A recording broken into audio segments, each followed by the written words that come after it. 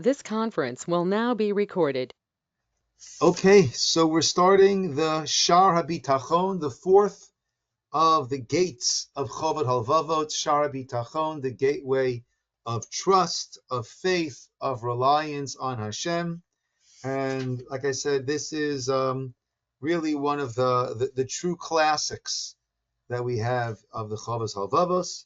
So without further ado, and we'll see how this really affects us every moment. Really, how we deal with everything that happens in our life, right? The big things, the little things. This is really, really all encompassing. Okay, Shar Revi'i, the fourth gate. Shar Bitachon, the Bitachon al Elokim Yiparach Levado. Relying, having trust on Hashem Elokim Yiparach Levado, on God and God alone. Right? We say, Ein od milvado, there is none besides him. Okay, we're all good on our Safaria?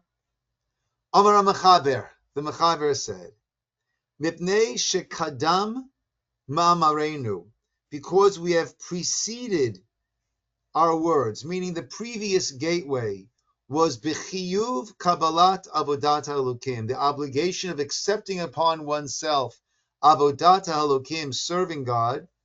Ra'iti, I saw fit, lavi acharav, to bring afterwards, mashu tzarich yoter mikol hadvarim, that which is needed more than anything else, la'oved elokim, for someone who wants to serve Hashem.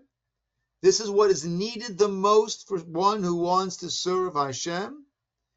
V'hu bitachon alav, and this is having this trust, this reliance on Him.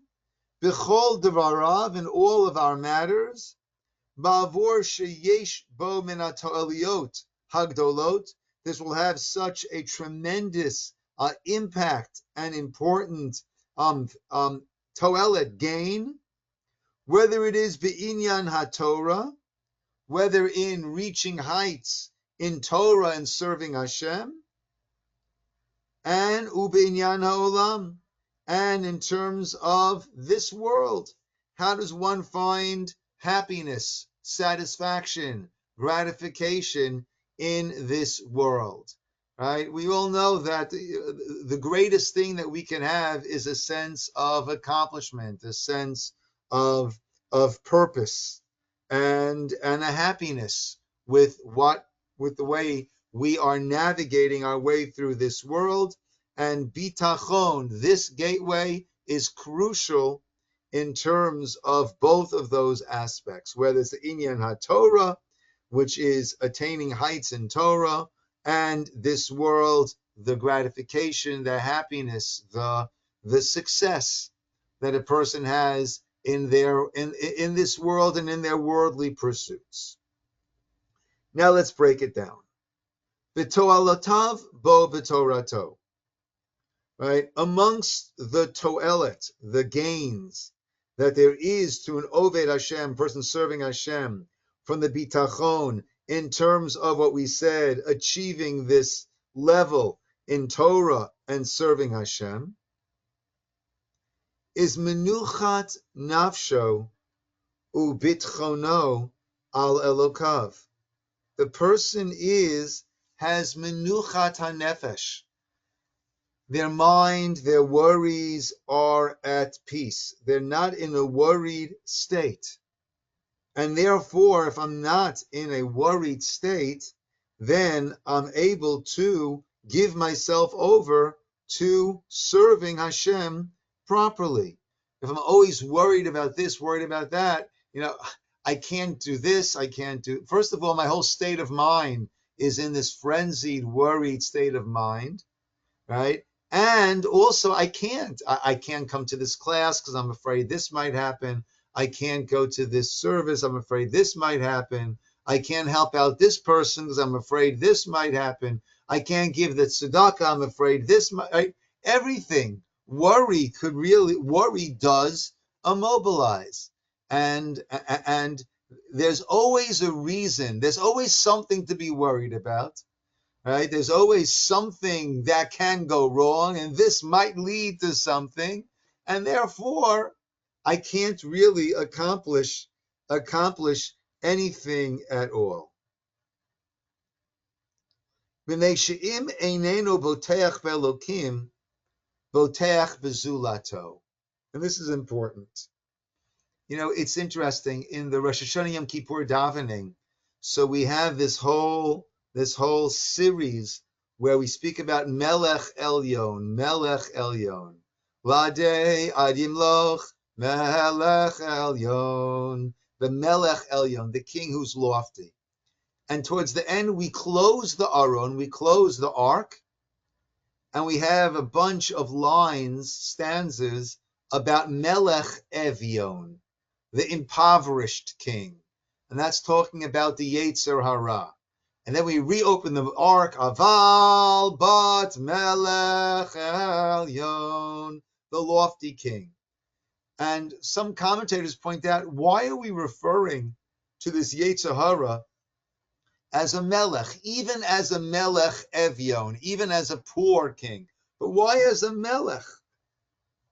And they explain that it's letting us know everyone has a melech. Everyone has that which we bow to, which we surrender to, and decide which one you want it to be. And I think in a similar vein, he's saying over here, if you're not placing your trust in God, then you're placing your trust elsewhere. You're placing your trust in my acumen, my ability, or I'm placing my trust, even worse, in this person is going to help me out. This person is going to do it. So my trust is in someone else. Umi sheboteach bezulat Hashem, and once a person is placing his trust in anyone or anything besides God, Mesir ha'elokim hashgachato me'alav. Frightening. God says, fair enough. If that's how you want to play it, that's how we'll play it. God will remove his providence from that person, umeiniach oto, and place him into the hands, into the clutches, biyad mi shebatach alav, and place that person into the hands of whom they have placed their trust. Okay, you think this person's going to do it? Let's see. Maybe he will, maybe he won't. But now it's out of my hands, God says. I'm going to, in fact, wipe my hands clean and give you over into the hands of that person. Rabbi, Me. sorry, I think I seem to have lost you. Where are we? Which words do you have, Melvin? Aval akar, ikar, asher ba'avaro. Let me see if we have a different text than Safaria. Give me 1 second. Kathy, are you up with me? Yes. Yeah. I'm on number 3, right? Because you were talking about if we don't have our trust in God, then Yeah. God will Yeah. withdraw. So where is that? Is that 413? Correct. It's introduction. Are you in the introduction, Melvin? Because No. if you're in 4:1, you're in a chapter, and you need to be in the introduction right before the chapter. Oh. Okay. That's why we got lost. Okay, thank you. Okay. Hello, Esther. So we're starting Shara Bitachon, and if you're on Safaria, as we're in the introduction, I'm sorry for not making that clear earlier. Okay. Introduction of 4. So it's not 4:1, or it is 4:1? Or it's 4 introduction? It's 4 introduction. 4:1 will come after the introduction. Okay, 4:1 is chapter 1. Okay. Got it. All right, good. Okay, so once again, just to catch Melvin and Marta up, So we said over here that this is essential for serving Hashem when it comes to Torah, spirituality, when it comes to this world, navigating our way through this world. And he explained that everyone has to put their trust somewhere. We're not putting our trust in Hashem, putting our trust in someone else. And then he says a very frightening thing. Umi sheboteach b'zulat Hashem, and one who puts their trust in anything besides God, meisir halukim hashkachato me'alav. God lifts off His providence from upon that person, uminiachoto, and places that providence biyad mi shebatach alav, in the hands of the one whom this person had placed his trust. V'yeh k'misha ne'emar bo, and this is like what the Navi Yirmiyahu lamented about such a person, that Hashem, so to speak, says about such a person, Kishtayim Ra'ot Asa Ami. There are two evils that my nation has done. Azvu Makor Mayim Chayim. They have left the source of the living water, that wellspring of fresh water that comes out from the ground, lachatzov lahem be'erot, to go and dig wells. Meaning, there's the source, and there is that which is fed by the source. The only source is God. Everything else is a well, so to speak, that it is filled by the wellspring of God, and then that pit gets filled up by Hashem.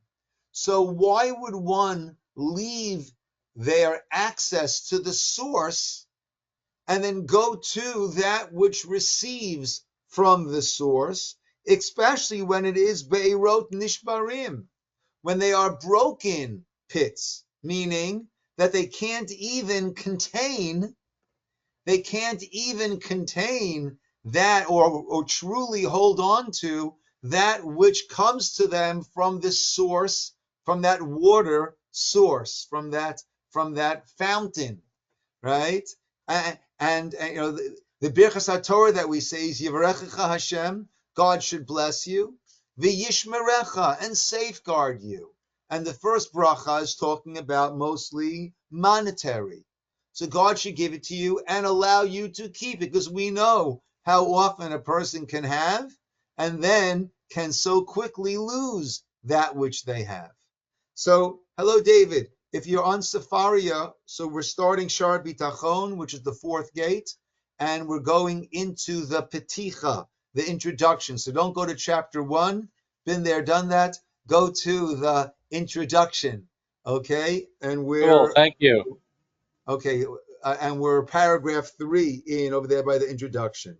So he had Great, thank you. stated a frightening idea that if we place our trust beyond God, then Hashem takes away His hashgacha pratis, His divine providence, and says, okay, that's who you're relying on.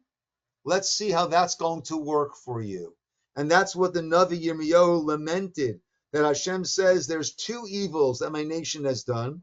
First of all, they have left the makor mayim chayim, the very source of that living water, the very source of everything, to dig wells, meaning to go to that which can only be fed from the source. So instead of dealing with the source, they went to that which is secondary from the source. And not only that, but be'erot nishbarim.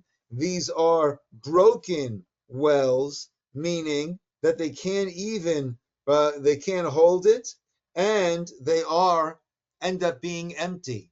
So we're going to a source which is not a primary source, it's a secondary source which invariably is empty.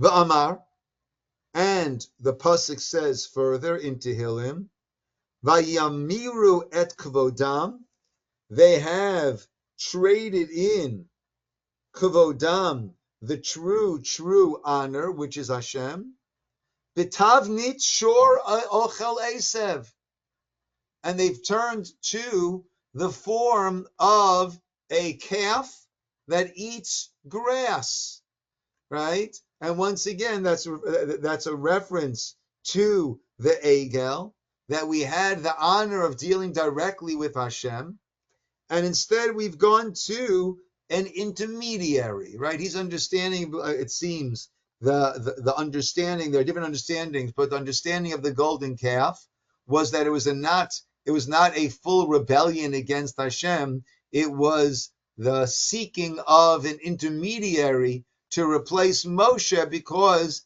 they mistakenly, based on the miscalculation, had thought that Moshe had died. So you're looking for intermediaries, and almost poking fun. And the intermediary is a shore ochel esev, is a cow eating grass. That's what we've turned to instead of dealing directly with Hashem. Now wait a minute. Now wait a minute. By the 10 Commandments, we heard 2 commandments directly. The people said, don't let us hear them directly. Let us hear them through Moshe Rabbeinu. And Hashem commended that and said, the people have spoken well. So what is this about not having an intermediary? I think I hear what you're saying, David. I think it depends on the level of the intermediary, right? In other words, right, Moshe was chosen by Hashem as that intermediary. Okay, so therefore, our service was never to Moshe. Right. Our service was never to Moshe. Right. Moshe served as the intermediary, bringing Hashem's words down to us. And until the close of prophecy at the start of the Second Temple, the last Nevi'im prophets being Haggai, Zechariah, and Malachi, we had those who would bring Hashem's words down to us. But it was never an intermediary, that we never worshipped Moshe. On the contrary, the parashiyot that we're reading now, right, it's brutal.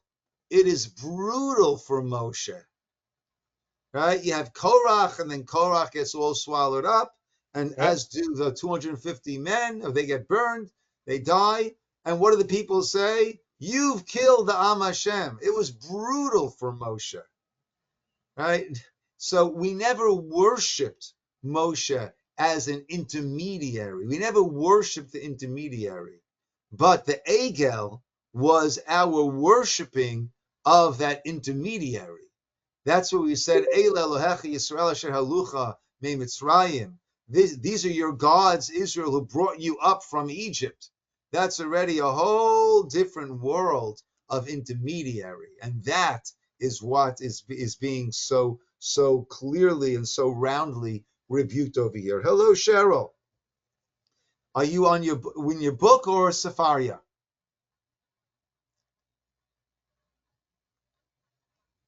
Book.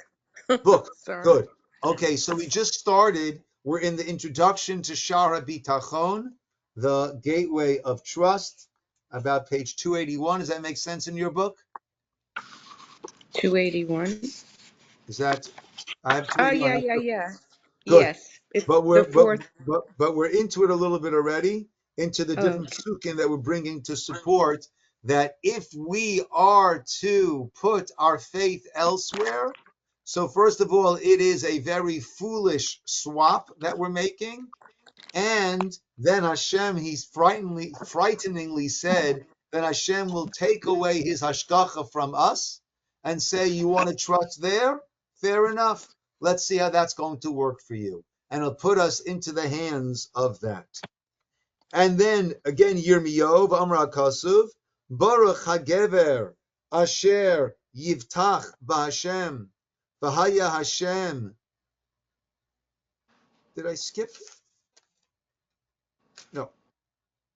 Baruch HaGever, blessed is the person, fortunate is the person, Asher Yivtach B'Hashem, who puts his trust in Hashem.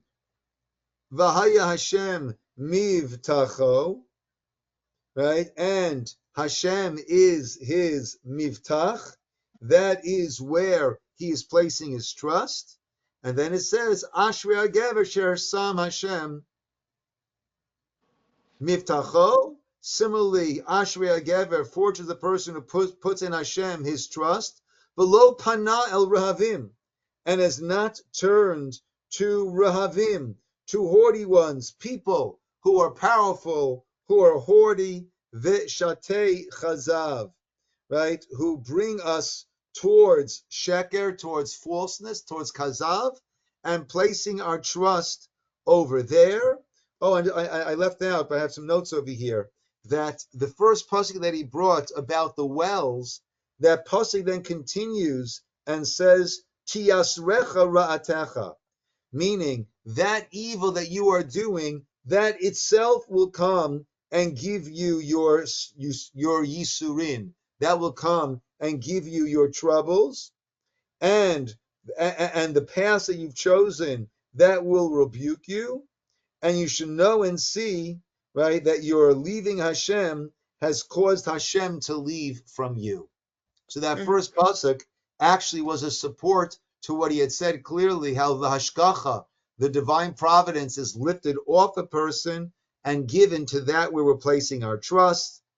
Lastly, v'amri Yirmiyahu. Yirmiyahu again says, Arur hagever asher yivtach ba'adam v'sam basar zro'o umin Hashem yasur libo.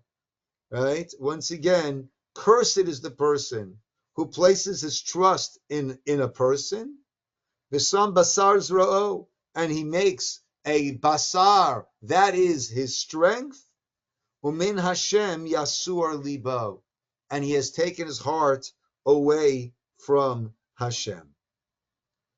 Okay, so that is this first that's number 3. Now we're starting number 4 in the paragraphs. Yeah.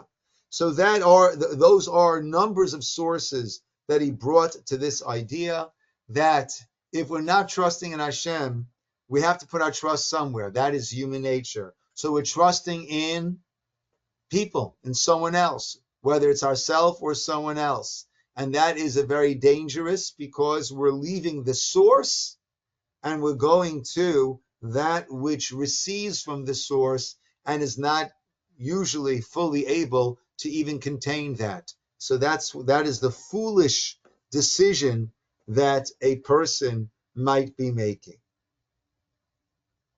V'im yivtach al chachmato, and if I'm putting my faith in myself, I'm trusting in myself, in my chachma, in my wisdom, the tachbulotav, and my strategies, the koach gufo, and in my strength, the strength of my body, the hishtadluto, and in the efforts that I will make,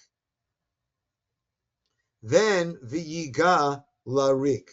What will happen is, so some have the text here, Yazveo Hashem lenafsho. Then God will say, okay, that's where your trust is. You're on your own. V'yiga larik, and and one will toil for naught. V'yechalesh kocho, and one's strength will wane. V'tiktsar tach bulotav, and me'asik cheftzo, and your plans will end up being katsar, will fall short, me'asik cheftzo, from attaining that which you had wanted. Kamosh Amar HaKatav, like the pasuk says, this is Eov, Job, lo ched chachamim ba'armam, that the chachamim, so they get ensnared they get trapped be'armam, right? They're not putting their trust in Hashem, but they're trusting in their own wisdom, craftiness. Then Hashem will have them get ensnared in their own wisdom. Meaning Hashem does not want you to go down that path, knowing that it will be a destructive path for you. And therefore, you will get ensnared right away on that path. And that will be the wake-up call that Hashem will send. I remember, it reminds me of a story I heard a long time ago about a Talmud, a disciple of the Chafetz Chaim, who got married and received a sizable dowry to begin his married life. And he went into business And within a very short period of time, weeks, months, whatever it was, he lost it all, and he was so depressed about it. And the Chavetz Chaim, and it seems this was a star Talmud who was going to be leaving the yeshiva to go into business. The Chavetz Chaim said to him, "This is a bracha for you. This will bring you back into what was known as Klei Kodesh, right? This will bring you back into study of Torah, teaching Torah, becoming a Rebbe, becoming a rabbi, whatever it might be." And Hashem could have had this drag out for years and years and years and years of futility, and then you would lose it. And Hashem wanted you back over here, so he fast-tracked the whole system, and now you're back where you're supposed to be. So sometimes, right, when we rely on our own wisdom, so that Hashem will send that's not going to work, and that is for our own benefit. The Amar, it says in Kohelet, Shafti, sit, I saw Avra'e, Tachat HaShemesh, I saw under the sun, Kilo Lekalim Hamerotz. It's not the lightest ones who are able to run fast. Right? It's fascinating. Right? How fast can the fastest human, can he run? I think in a 100-yard dash, he might hit maybe 20 miles an hour. Obviously not able to sustain that, but in a sprint, right? Someone could Google that, right? What's the fastest speed that a human can reach? Maybe 20 something miles an hour, right? A 600-pound grizzly bear can run about 30 miles an hour. I remember going up north when the elephant seals were there on the beach. And these elephant seals are mammoth, mounds of blubber. Not only can they swim fast, fair enough, but I remember the ranger there saying, park ranger, that they can travel on the sand I think they said about 25 miles an hour. And these things weigh thousands of pounds, right? So Lola Kalim Hamerutz. It's not those who are light who are always able to run fast. V'lo Giborim Hamilchama.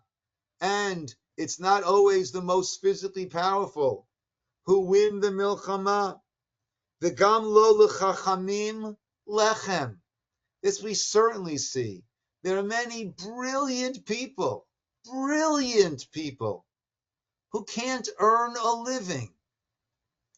And you have many people who would be not the most intelligent. And I'm not talking about, let's say, athletes who have their great athletic skill and that's why they're earning, millions. But even people who go into business, right, who are not necessarily the sharpest, but they're incredibly successful in business. And sometimes you're left scratching your head. But you see, it's not the light who are the fastest. It's not the strong who are always victorious, and it's not the wisest who are always financially successful, right? Because you want to be left to your own devices. So that's where you're placing your trust. Hashem says, okay, you're on your own, and that does not work so well. V'amar, and it says, Kafirim Rashu. Right,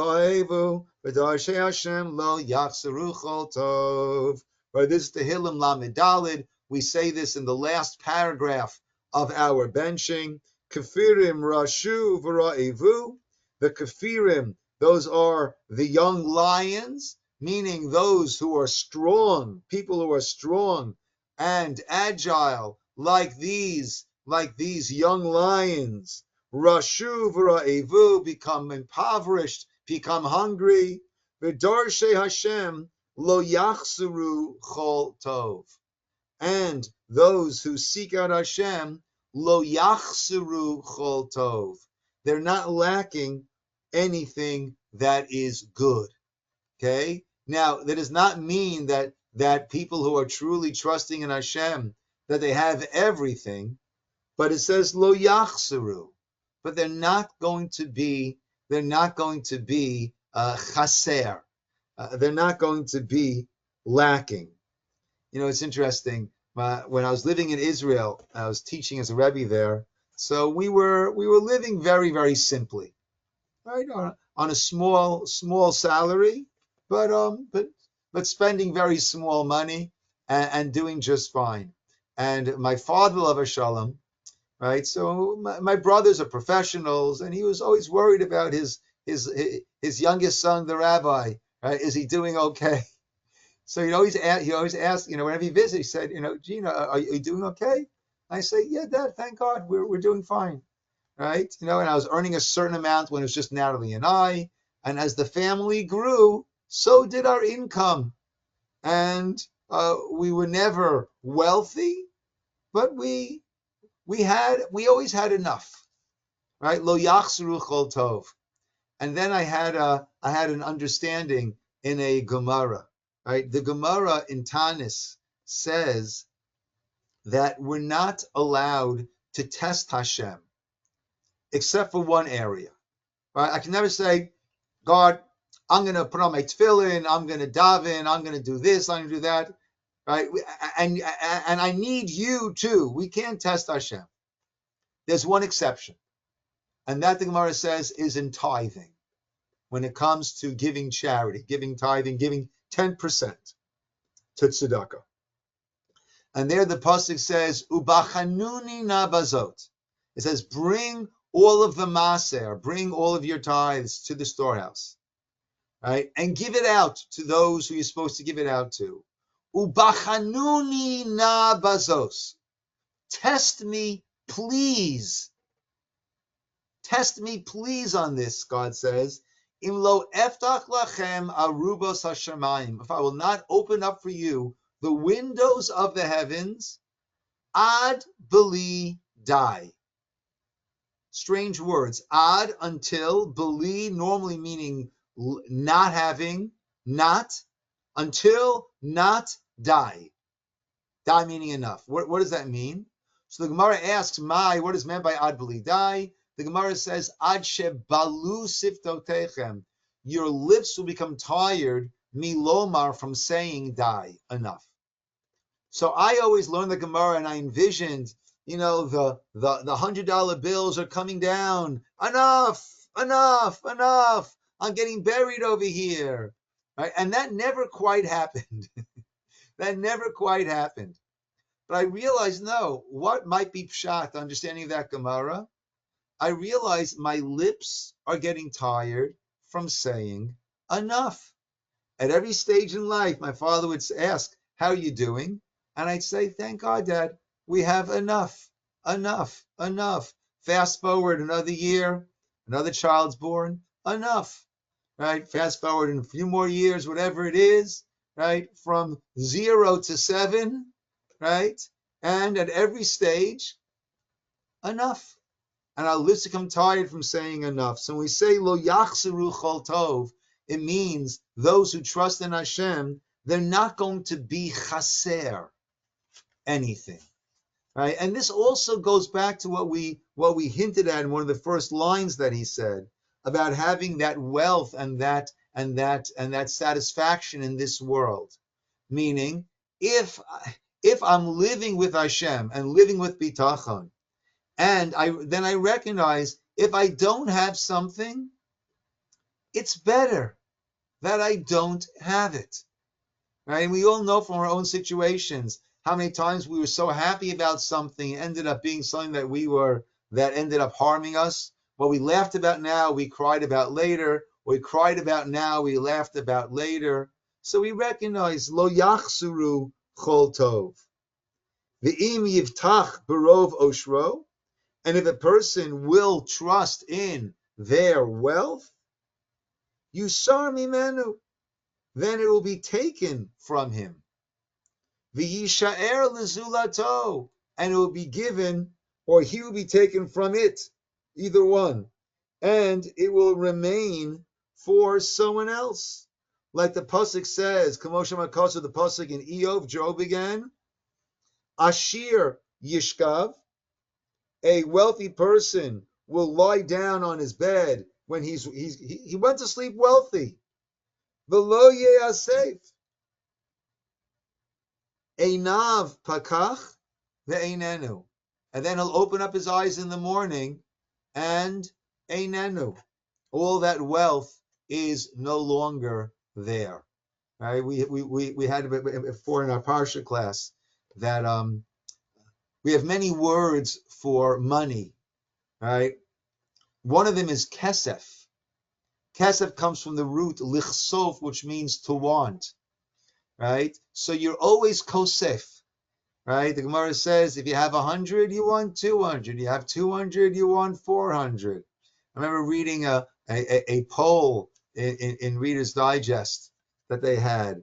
And people who are earning 50 to 75K a year, what would make them happy? What do they really need? About 100 to 150. Those who are earning 200, what would they need? Well, about 400. Right?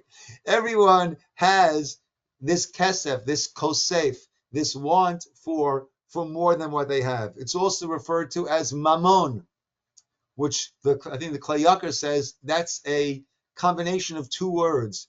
Ma-mon. What are you counting? Right? You think it's yours, you're counting, but then it's going to move. And a coin is called a zuz. Zuz is a word for a coin, and lazuz means to move, right? It's on the move. It is on the move.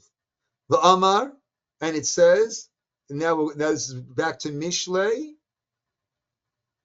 Al tiage la'ashir, don't wear yourself out to make yourself so wealthy. Mibinatcha chadel, right? Hold back from putting all of your thoughts as to how to gain wealth, right? Because as we said, what's going to happen? V'amar, as the pasuk continues, right? The very next pasuk there, hataif einecha bo, you will lift up your eyes from it for a moment, ve'einenu, and einenu, and then it is gone. It will disappear.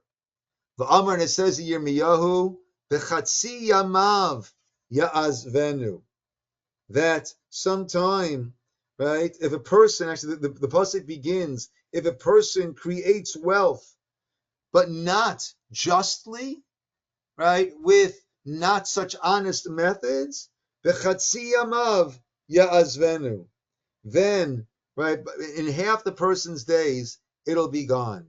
Uva'acharito navel, and by the end, it'll be worthless, gone. Otimana mimena hanatobo, right? Or it'll be there, but not for you to be able to enjoy. Kasher Omar Chacham, like the Chacham said, "V'lo yashlitenu ha'elokim le'echol mimenu." Sometimes Hashem will not allow you, He will not give you the shlita, the control, the ownership to eat from it. V'yetzlo pikadon, and it's as if God made a deposit by this person, sheshomeroto, that He's guarding this, mina pigaim, from different mishaps, ad sheyashuv l'mi shehu ro'ilo, until it will ultimately end up by a person that is really fitting the one who is supposed to have it. Kamo Shoma, like the Pasuk says in Kohelet, Ulechote Natan Inyan Le'esof V'lichnos. This person who is an evil person, he has decided he's going to gather together all of this wealth. Why? Unbeknownst to him. Why is it happening? Latet latov lifnei ha'elokim, in order that it will be given to someone who is good in the eyes before God. The Amar, and it says Yachin in Eov, right? Eov, of course, lost everything that he had. Yachin, he prepares it. V'tzadik yilavesh. And a tzaddik, a righteous person, will be the one who will end up wearing it.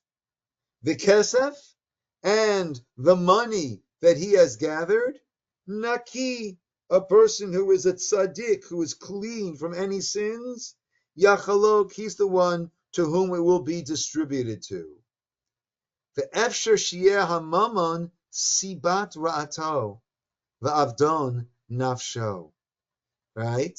And sometimes not only will it be not usable by that person, but it'll be given elsewhere, but there are times that it will be the cause of that person's downfall, and that will be his ruination. As the Pasuk says once again in Kohelet, Yesh ra'ah chola ra'iti. There is a real bad sickness that I've seen, tachat hashemesh, under the sun, osher, wealth, shamur leba'alav, that's being kept for the owners, lira'ato, but it's not for their benefit. Either they're getting paid their olam haba, their eternity, they're getting paid over here, right here in this world, or that is creating, and this is the Mesilat Yesharim speaks about the Ramchal speaks about this in Mesilat Yesharim. Everything in life can serve as a challenge for a person, meaning that poverty is a challenge, right? Am I angry? Am I despondent? Wealth is a challenge. How do I use it? Will I use it to benefit others and thereby myself? Or is it going to be something that will lead to my own self-destruction, as it so often does?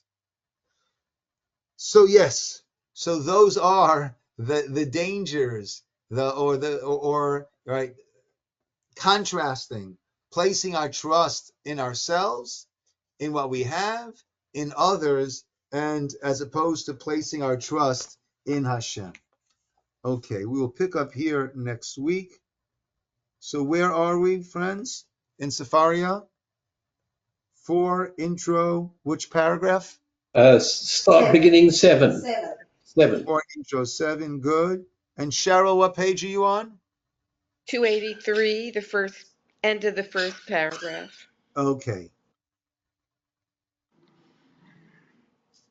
good. Okay, everybody. Yeshikoach, good seeing you. So has this Thank turned you. into just an online class? Is that where we're at? Really? I don't know. No. I'm sitting here in my office. I didn't hear, Rabbi. What did you say? Has this become just an online class? We'll see. Okay, we shall see. Either way, I'm Rabbi, here. I live very far from the shul, so it's hard for me to get there, you know. It's hard to cross the street, huh? That works for It is. Kathy. That works for Kathy. All right, guys. Laila Right. Tov, Shavua Tov, everybody. Good night and good week. Lila Good night. Tov. Thank you.